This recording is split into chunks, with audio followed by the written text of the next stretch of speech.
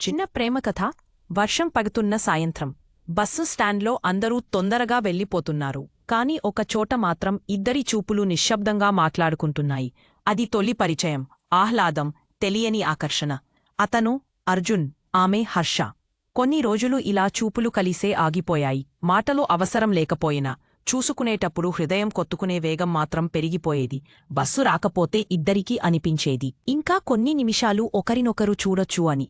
ఒకరోజు హర్ష చేతిలోని పుస్తకం కింద పడింది. అర్జున్ తీసి ఇచ్చేటప్పుడు వారి చేతులు తాకాయి.